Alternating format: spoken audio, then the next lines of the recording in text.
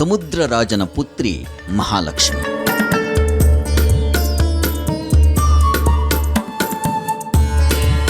ಇಂಥ ಮಹಾಲಕ್ಷ್ಮಿ ಜೀವನ ಸಾರ್ಥಕ್ಯ ಕಂಡದ್ದು ಹರಿಯ ವಕ್ಷಸ್ಥಳದಲ್ಲಿ.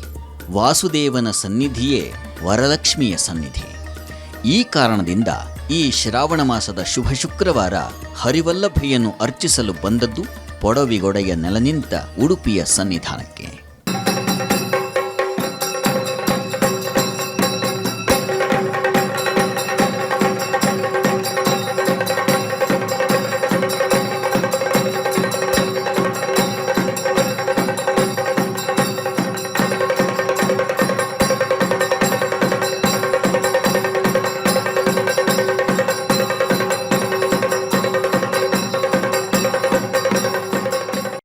ಕೃಷ್ಣ ಸನ್ನಿಧಾನದಲ್ಲಿ ಮಹಾಲಕ್ಷ್ಮಿಯ ಆರಾಧನೆ ಅತ್ಯಂತ ಔಚಿತ್ಯಪೂರ್ಣವಾಗಿರತಕ್ಕಂಥದ್ದು.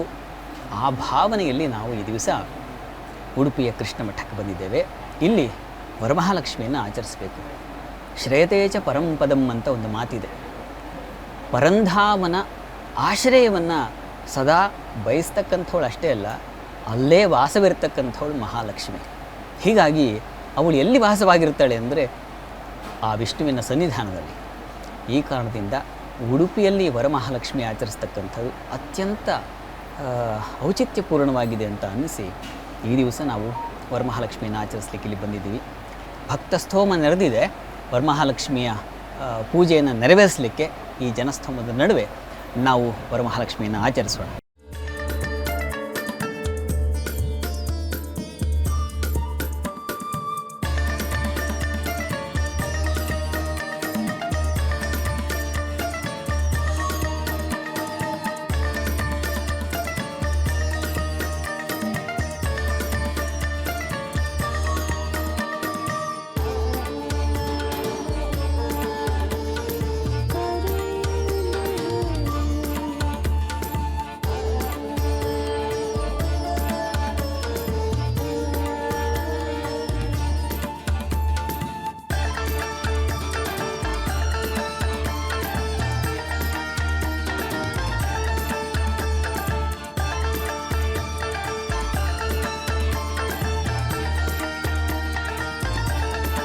ಶ್ರೀ ಗುರುಭ್ಯೋ ನಮಃ. ಹರಿ ಓಂ.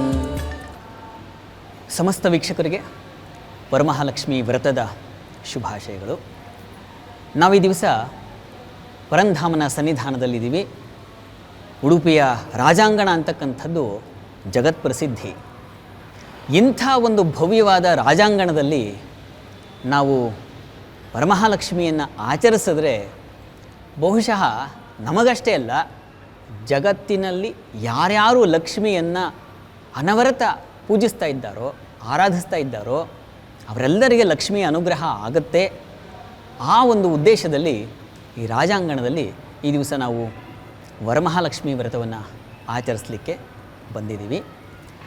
ಈ ದಿವಸ ಇದೆಲ್ಲ ಹೀಗೆ ಸಿದ್ಧವಾಗಿರ್ತಕ್ಕಂಥದ್ದು ಪುತ್ತಿಗೆ ಶ್ರೀಗಳಾಗಿರ್ತಕ್ಕಂಥ ಶ್ರೀ ಶ್ರೀ ಸುಗುಣೇಂದ್ರ ತೀರ್ಥರ ಒಂದು ಮಹಾ ಅನುಗ್ರಹದ ಮೇರೆಗೆ ಅವರಿಂದ ನಿರ್ಮಿತವಾಗಿರ್ತಕ್ಕಂಥ ಈ ಸಿದ್ಧತೆಯಲ್ಲಿ ಈ ದಿವಸ ನಾವು ರಾಘವೇಂದ್ರ ಕೊಡಂಚ ಅವರ ಸಾರಥ್ಯದಲ್ಲಿ ಹಾಗೂ ಆಕಾಶ್ ಉಪಾಧ್ಯಾಯವರ ಮಂತ್ರ ಮಾರ್ಗದರ್ಶನದಲ್ಲಿ ಹಾಗೂ ಗೋಪಾಲಾಚಾರ್ಯವರವರ ಸಮಸ್ತ ಇದರ ಸಿದ್ಧತೆಯ ನಿರ್ದೇಶನದಲ್ಲಿ ನಾವು ಈ ದಿವಸ ವರಮಹಾಲಕ್ಷ್ಮಿಯನ್ನು ಆಚರಿಸ್ತಾ ಇದ್ದೀವಿ. ಇಲ್ಲಿ ಆಚರಿಸುವ ಆ ಸಕಲ ವಿಧದ ಪೂಜೆಯ ಫಲ ಇಲ್ಲಿ ಬಂದಿರೋರ್ಗಷ್ಟೇ ಅಲ್ಲ, ನೋಡ್ತಾ ಇರತಕ್ಕಂಥ ತಮಗೆ, ಕೇಳ್ತಾ ಇರತಕ್ಕಂಥ ವೀಕ್ಷಕರಿಗೆ, ಸರ್ವರಿಗೂ ಆ ಮಹಾಲಕ್ಷ್ಮಿಯ ಕೃಪೆಯಾಗಲಿ ಅಂತ ಪ್ರಾರ್ಥಿಸ್ತಾ ಈ ಒಂದು ವ್ರತವನ್ನು ಪ್ರಾರಂಭ ಮಾಡೋಣ.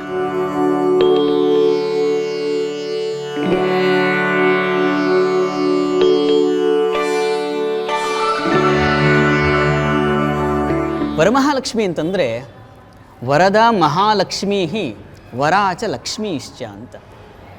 ಆಕೆ ವರಗಳನ್ನು ಕರುಣಿಸ್ತಕ್ಕಂಥವಳು ಹೌದು, ಶ್ರೇಷ್ಠಳೂ ಹೌದು ಅಂತ.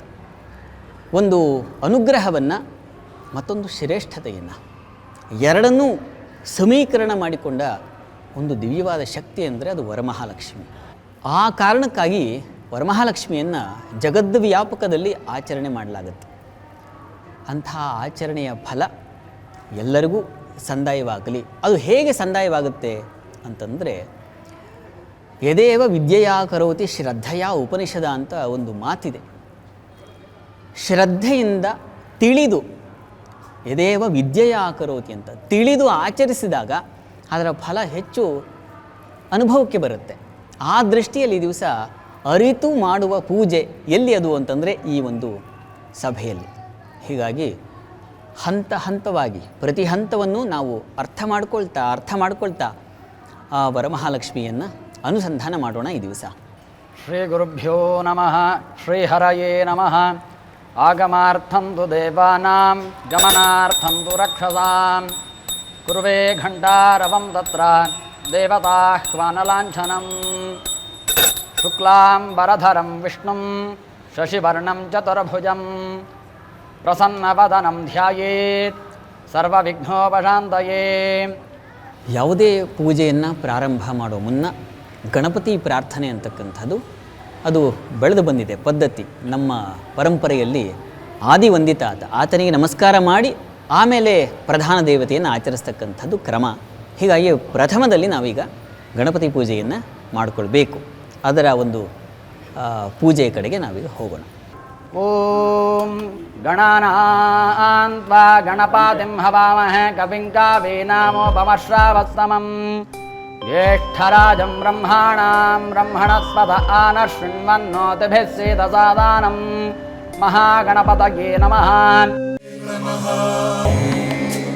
ಗಣಪತಿ ಪೂಜೆ ನಂತರದಲ್ಲಿ ಪ್ರಧಾನ ಪೂಜೆ. ಈಗ ಯಾರು ಕೇಂದ್ರ ಸ್ವರೂಪಿಣಿ ಅಂತ ಅನ್ನಿಸ್ಕೊಂಡಿದ್ದಾಳೋ ಈ ದಿವಸ ಆ ವರಮಹಾಲಕ್ಷ್ಮಿ, ಆಕೆಗೆ ಈಗ ಷೋಡಶೋಪಚಾರ ಪೂಜೆ ನೆರವೇರುತ್ತೆ. ಸಂಕಲ್ಪದಿಂದ ಪ್ರಾರಂಭವಾಗುತ್ತೆ. ಸಮ್ಯಕ್ ಕಲ್ಪಯತಿ ಸಂಕಲ್ಪ ಅಂತ ಚೆನ್ನಾಗಿ ಮನಸ್ಸಿನಲ್ಲಿ ಒಂದು ದೃಢವಾದ ನಿಶ್ಚಯವನ್ನು ಮಾಡಿಕೊಳ್ಳೋದು. ನನಗಿದು ಬೇಕಾಗಿದೆ, ಟಾರ್ಗೆಟ್ ಅಂತೀವಲ್ಲ, ಆ ಟಾರ್ಗೆಟನ್ನು ಫಿಕ್ಸ್ ಮಾಡ್ತಕ್ಕಂಥದ್ದು. ನನ್ನ ಗುರಿ ಇದಾಗಿದೆ, ಅದನ್ನು ತಲುಪಲಿಕ್ಕೆ ಅನುಗ್ರಹ ಬೇಕು. ನಿನ್ನ ಅನುಗ್ರಹದಿಂದ ನಾನು ಅದನ್ನು ಸುಲಭವಾಗಿ ಪಂಕುಂ ಲಂಘಯತೆ ಗಿರಿಂ ಅಂತಾರಲ್ಲ, ಕೃಪೆಯಾಗಿಬಿಟ್ರೆ ಹೆಳವನು ದಾಟಿಬಿಡ್ತಾನಂತೆ ಪರ್ವತವನ್ನು. ಹಾಗೆ ಮಹಾಲಕ್ಷ್ಮಿಯ ಅನುಗ್ರಹವಾದರೆ ನಾವು ಯಾವ ಸಂಕಲ್ಪ ಇದೆ, ನಮ್ಮ ಗುರಿ ಇದೆ, ಮುಂದಿನ ವರಮಹಾಲಕ್ಷ್ಮಿ ವೇಳೆಗೆ ಇದನ್ನು ಸಾಧಿಸಬೇಕು ಅನ್ನೋ ಗುರಿ ಇರ್ತದಲ್ಲ, ಆ ಗುರಿಯನ್ನು ತಲುಪಲಿಕ್ಕೆ ಮಹಾಲಕ್ಷ್ಮಿಯ ಅನುಗ್ರಹ ಬೇಕು. ಆ ಒಂದು ಅನುಗ್ರಹಕ್ಕಾಗಿ ಒಂದು ದೃಢ ಸಂಕಲ್ಪವನ್ನು ಮಾಡ್ತಕ್ಕಂಥದ್ದು. ಆ ಸಂಕಲ್ಪದ ಸಮಯ ಈಗ. ತಾವೆಲ್ಲ ಸಂಕಲ್ಪವನ್ನು ಕಿವಿಗೊಟ್ಟು ಕೇಳಿಸ್ಕೊಳ್ಳಿ, ಹೇಳಿಕೊಳ್ಳಿ. ಗಂಗೆ ಚ ಯಮುನೆ ಕೃಷ್ಣೆ ಗೋದಾವರಿ ಸರಸ್ವತಿ ನರ್ಮದೆ ಸಿಂಧು ಕಾವೇರಿ ಜಲೇಸ್ಮಿನ್ ಸನ್ನಿಧಿಂ ಕುರು.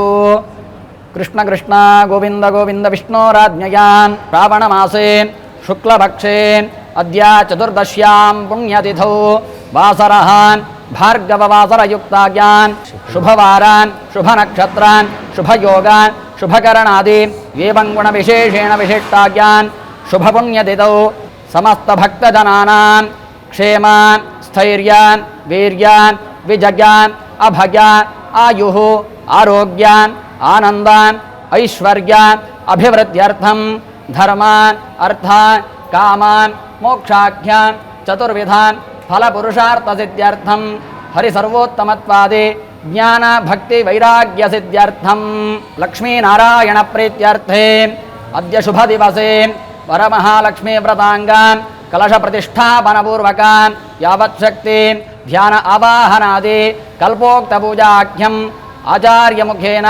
ಕರ್ಮಕಾರಯಿಷ್ಯೇ. ಶ್ರೀ ಶ್ರೀ ಸುಗುಣೇಂದ್ರ ತೀರ್ಥ ಶ್ರೀಪಾದಂಗಳವರ ಅವರ ಒಂದು ಅನುಗ್ರಹದ ಆಶೀರ್ವಾದದ ಮೇರೆಗೆ ಸಮಸ್ತ ಜನರಿಗೂ ಸನ್ಮಂಗಳ ಉಂಟಾಗಲಿ ಎನ್ನುವ ಒಂದು ದೃಢ ಸಂಕಲ್ಪದಲ್ಲಿ ನಾವು ಈ ದಿವಸ ಈ ವರಮಹಾಲಕ್ಷ್ಮಿಯನ್ನು ಪ್ರಾರಂಭ ಮಾಡ್ತಾ ಇದ್ದೀವಿ. ವಸ್ತುತಃ ವರಮಹಾಲಕ್ಷ್ಮಿಗೆ ಇಂಥದ್ದೇ ಕಾಲ ಅಂತ ಇದೆ. ಶುಕ್ಲೇ ಶ್ರಾವಣಿಕೆ ಮಾಸೆ ಪೌರ್ಣಿಮೋಪಾಂತ್ಯ ಭಾರ್ಗವೇ ವರಲಕ್ಷ್ಮೀ ವ್ರತಂ ಕಾರ್ಯಂ ಸರ್ವಸಿದ್ಧಿಪ್ರದಾಯಕಂ ಅಂತ ಒಂದು ಮಾತಿದೆ. ಪೌರ್ಣಿಮೆಗೆ ಮುನ್ನ ಬರ್ತಕ್ಕಂಥ ಶುಕ್ರವಾರ ದಿವಸ ಆ ವರಮಹಾಲಕ್ಷ್ಮಿ ಬಂದು ನೆಲೆಸ್ತಾಳೆ. ಆಕೆಯನ್ನು ಆರಾಧನೆ ಮಾಡೋದರಿಂದ ಏನಾಗುತ್ತೆ? ಸರ್ವ ಸೌಮಂಗಲ್ಯ ವೃದ್ಧಿಯಾಗುತ್ತೆ. ಪ್ರಪಂಚಕ್ಕೆಲ್ಲ ಬೇಕಾಗಿರ್ತಕ್ಕಂಥದ್ದು ನೆಮ್ಮದಿ. ಹೀಗಾಗಿ ಆ ನೆಮ್ಮದಿಯನ್ನು ಆಕೆ ಕರುಣಿಸಲಿ ಅನ್ನೋ ಒಂದು ದಿವ್ಯವಾದ ಸಂಕಲ್ಪದೊಂದಿಗೆ ಈ ವ್ರತವನ್ನು ನಾವು ಈ ದಿವಸ ಪ್ರಾರಂಭ ಮಾಡ್ತಾ ಇದ್ದೇವೆ. ತಮ್ಮೆಲ್ಲರ ಸಂಕಲ್ಪ ಕೂಡ ಆ ಮಹಾಲಕ್ಷ್ಮಿಯ ಸನ್ನಿಧಾನಕ್ಕೆ ಸಲ್ಲಿಸ್ತಾ ಇದ್ದೀವಿ.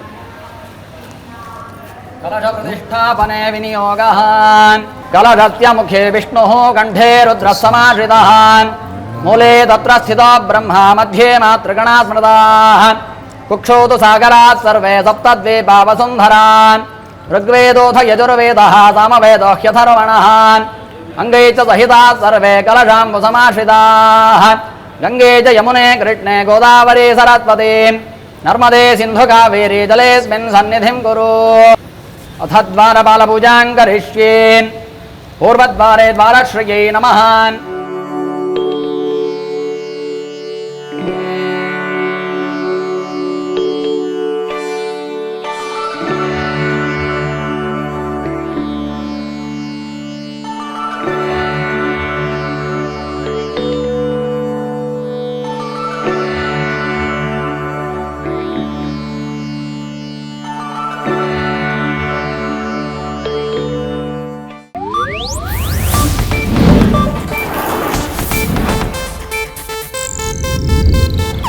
ಇದು ಏಷ್ಯಾನೆಟ್ ನ್ಯೂಸ್ ನೆಟ್ವರ್ಕ್ ಪ್ರಸ್ತುತಿ.